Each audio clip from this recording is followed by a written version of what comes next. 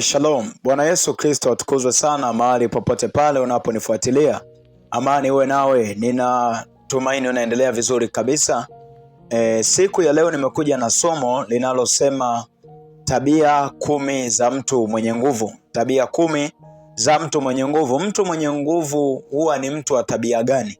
Kwa sababu kwenye maandiko matakatifu Yesu anasema kwamba tangu siku za Yohana Mbatizaji mpaka sasa ufalme wa mbinguni unatekwa na watu wenye nguvu.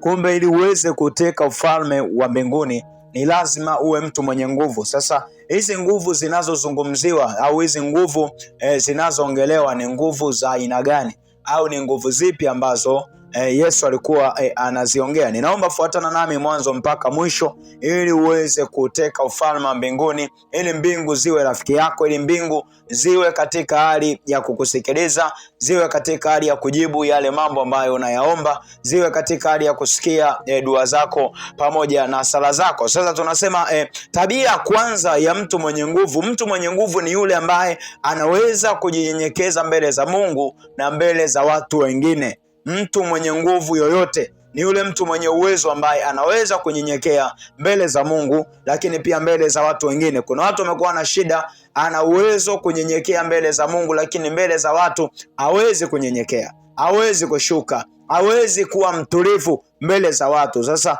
moja ya kitu ambacho tunasema Mungu anakihitaji kutoka kwa mtu mwenye nguvu ni yule ambaye anaweza kunyenyekea mbele zake na mbele za watu wote. Kuna mtu mwingine yeye kunyenyekea mbele za Mungu anaweza, lakini kwa wanadamu amekuwa ni mtu mwenye roho ya kiburi.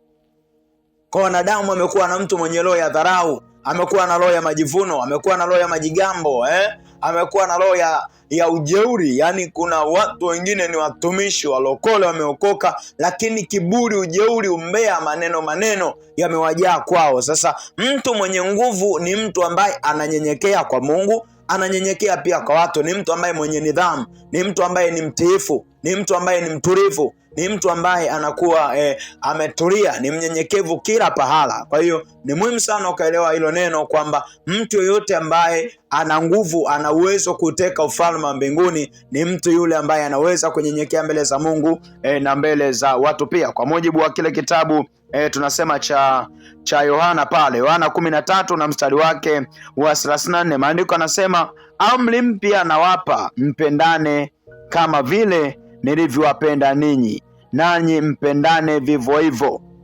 Amri mpya Yesu anaitoa, anasema mpendane, manake mheshimiane, mjaliane. Kuna mtu mwingine yani shida yake yeye roho ya upendo kwa wenzake ana, roho ya upendo kwa wengine ana, anampenda tu Mungu. Mimi nakupenda, lakini kupenda wanadamu, kupenda mwanadamu mwenzie anaona ni shida. Utasemeje unampenda Mungu usiyemuona, alafu wanadamu unamchukia? Rafiki yako unamchukia, mume wako unamchukia, mke wako unamchukia. Kwa hiyo ishara ya namna hiyo inakuwa pia Mungu apendezewi nayo, kwa sababu mtu mwenye nguvu ni yule mwenye uwezo wa kushuka na kunyenyekea mbele za Mungu, lakini pia na mbele za watu wengine. Mtu mwenye nguvu ni yule mwenye uwezo wa kuwasaidia watu wengine. Kama una nguvu, unataka nguvu za kuteka ufalme, unataka nguvu za kuteka utawala wa Yesu Kristo, manake ni lazima ndani yako uwe ni mtu wa kuwasaidia watu wengine. Unakuwa unawasaidia watu wengine, unaweza kuwasaidia kifedha, unaweza kuwasaidia kiushauri, unaweza kuwasaidia kimaombi, unaweza kuwasaidia pale ambapo utawiwa. Kwa hiyo tabia ya mtu mwenye nguvu anakuwepo ana roho ya kuwasaidia watu wengine. Anapoona mwenzake ana, ndani yake anaumiwa, ndani yake anaumia. Anapoona wengine hawana, ndani yake anachukia, ndani yake anaugua. Yani shida anayomwona nayo jirani yake au anayomwona nayo mpendwa mwenzake anatamani yani anatamani aisovu, anaibeba kama ni ya kwake. Manake mtu mwenye nguvu ni yule mwenye uwezo wa kuwasaidia watu wengine, wa kuwajali watu wengine. Sasa hapa kwa sababu ya muda nitakuwa ninataja vifungu, alafu utakuwa na viandika, utakuwa na visoma hapo ulipo, na Mungu atakubariki. Sasa mtu mwenye nguvu ni yule mwenye moyo wa kujali watu wengine na kuwasaidia watu wengine, kwa mujibu wa kile kitabu cha Yohana 13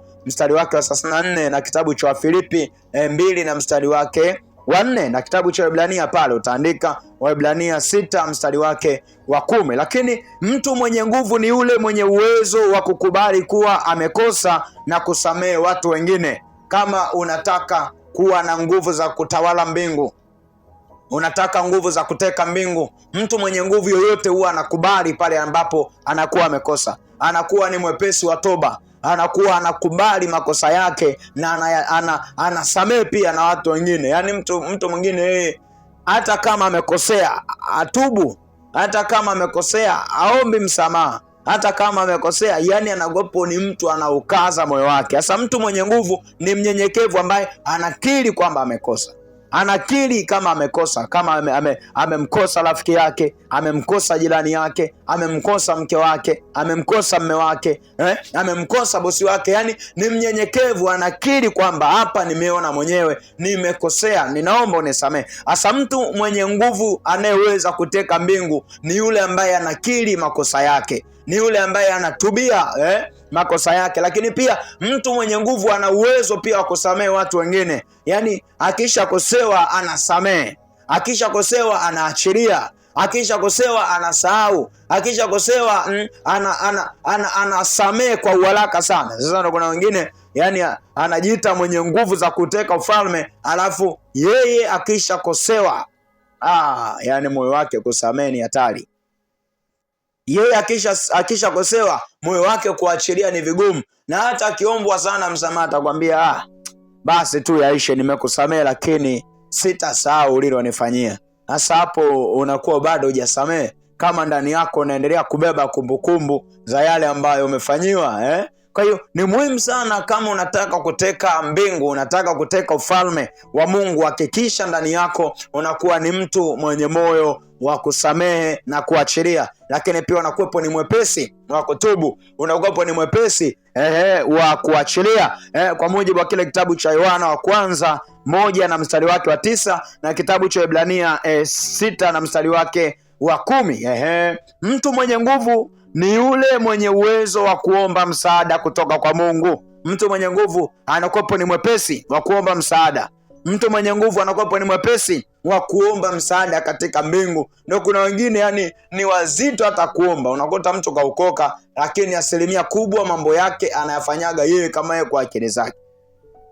Mambo mengine huwezi ukayafanikisha ukiwa unatumia akili zako.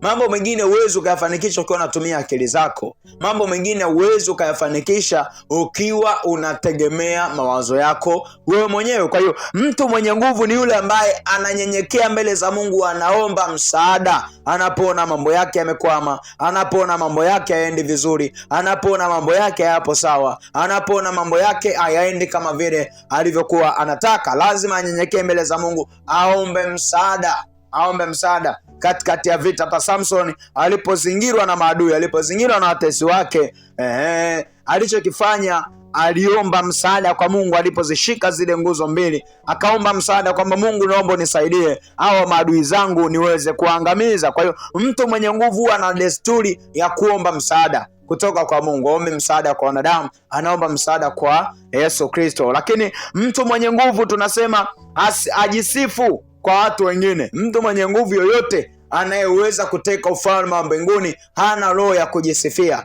hana roho ya kujiinua, hana roho ya kujigamba, kwamba anapenda kusifiwa sana, anapenda kujisifia sana, kwamba unaona pale kanisani, pale madhabahuni, pale madhabahuni ni mimi niliyechanga, niliyetoa fedha, nimependezesha madhabahu, ile speaker anayopiga pale kanisani ni mimi hapa ndio niliyenunua. Yani anakuwa na moyo wa kujigamba, au nakuta kawiwa ndani yake kamnunulia mchungaji suti, basi yani hapo kanisa zima litajua, tasikia bana, ile suti ile ni mimi hapa ndio niliyemnunulia mchungaji, ile suti unayoona ni mimi hapa ambaye nimenunua. Sasa mtu mwenye nguvu ana moyo wa kujisifia.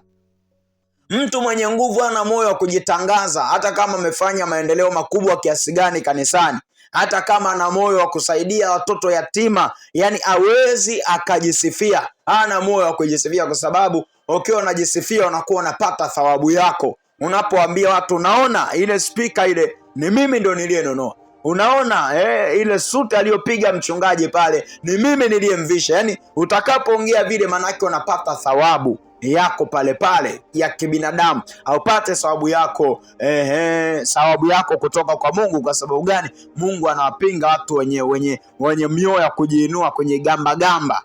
Mungu anawapinga sana watu wa namna hiyo. Lakini mtu mwenye nguvu tunasema ni yule anayeweza kufurahi katikati ya mateso. Pale ambapo unakuwa unapitia shida, unapitia adha, unapitia mateso, mtu mwenye nguvu anafurahi hata katikati ya mateso yake. Mtu mwenye nguvu anakuwa anakubali kufurahi kupitia katika changamoto. Anajua kabisa ili jambo limekuja, litapita na litaenda, ila mimi nimebaki nimemshika Mungu. Hasa mtu mwingine ana changamoto fulani. Watu wengi leo wana changamoto, yani anapopitia majaribu yani hata nguvu za kuomba zinamuishia. Anapopitia majaribu hata nguvu za kuja kanisani zinamuishia. Anapopitia majaribu hata nguvu za kufunga, sijui kuomba, sijui kukesha zinamuishia. Kwa hiyo mtu mwenye nguvu anafurahi hata katikati ya mateso, bado anamtukuza Mungu, bado anamwimbia Mungu, bado anamsifu Mungu. Paulo na Sila walivyokuwa gerezani, walipokuwa gerezani, maandiko anatuambia katikati ya gereza wakaanza kuimba. Yani wamefungwa, wao wanaimba kwa furaha, wanamsifu Mungu kwa furaha, wanaomba kwa furaha. Kwa hiyo mtu mwenye nguvu ni yule ambaye anamsifu Mungu hata katikati ya shida. Mtukuze Mungu katikati ya jaribu unalopitia. Mtukuze Mungu katikati ya changamoto ambazo unapitia. Mtukuze Mungu katikati ya jaribu ambalo unapitia, jaribu la ndoa, jaribu la kibiashara, jaribu la kazini kwako. Hakikisha bado nasimama na Mungu, aupunguzi utukufu wake kwa namna yote, iwe ni majira ya furaha, iwe ni majira ya amani, iwe ni majira ya baraka, iwe ni majira yoyote, hakikisha unamtukuza Mungu, na Mungu naye ndipo anafurahi na kukupa baraka nyingi sana. Unahesabiwa pia kwamba huyu ni mtu mwenye nguvu, huyu ni mtu mwenye nguvu. Lakini mtu mwenye nguvu tunasema kwamba mtu mwenye nguvu ni yule anayeweza mtu mwenye nguvu ni yule mwenye anaweza kuwatendea mema hata wale waliomuumiza. Yani kama ndani yako unataka kujijua kwamba wewe ni mtu mwenye nguvu, unakuwa na moyo wa kuwatendea mema hata wale waliokukosea. Unakuwa na moyo wa kuwatendea mema hata wale ambao wameumiza moyo wako. Yani unawatendea mema, hauwalipi mabaya, walipe mema, watendee mema hata wale waliokuumiza, hata wale waliokukosea, hata wale waliokutendea vibaya. Unakuta kuna mwingine, yani yeye jirani yake alimsema vibaya, akamtangaza mtaani, yani kajenga uadui na huyo jirani. Kusema za kweli, hata akienda kuomba chochote nyumbani kwake anamnyima, anamkatalia, bana mimi sina. Hasa mtu mwenye nguvu ni yule ambaye anaweza kuwasamehe au kuishi nao vizuri wale watu ambao wamemkosea, wale watu ambao wamemsema vibaya, wale watu ambao wamemuongelea mabaya. Mtu mwenye nguvu anakuwa na moyo wa kuwasamehe. Mtu mwenye nguvu anakuwa na moyo wa kuwaachilia. Mtu mwenye nguvu anakuwa na moyo wa kuwatoa kwenye moyo wake na kutembea katika haki na utakatifu. Lakini pia tunasema mtu mwenye nguvu ni yule ambaye anaweza kuishi maisha matakatifu mahali popote. Kama ndani yako unataka kujijua mtu mwenye nguvu, ni pale ambapo unajiona unaishi maisha matakatifu mahali popote. Kuna shida hii, watu wengi wamekuwa wanabadilika kulingana na maeneo. Yani akija kanisani ndio anaishi maisha matakatifu, akiingia mtaani mtaa wote wanamjua kwamba yule mama ni mbea, yule hatari, yule mama anakuambia ana tabia chafu hatari, ana tabia mbaya hatari. Sasa mtu mwenye nguvu anaishi maisha matakatifu mahali popote. Mazingira hayambadilishi huyo mtu, maeneo hayambadilishi huyo mtu. Maeneo hayambadilishi huyo mtu. Kuna mwingine anabadilika anapoingia mjini, anabadilika, anaanza kuvaa nguo za ajabu ajabu. Au unakuta mtu mwingine akiwa huko mjini anasimama na maombi, anasimama na ibada, ila tu kisha fika muda kwenda kijijini kwao, basi anaficha ule wokovu. Ukifika muda kutambika, anaingia naye kutambika na mababu zake na wajomba zake. Hasa mtu mwenye nguvu ambaye anauteka ufalme wa Mungu ni yule ambaye mazingira hayambadilishi, ila mazingira ndio inatakiwa yabadilike kupitia yeye.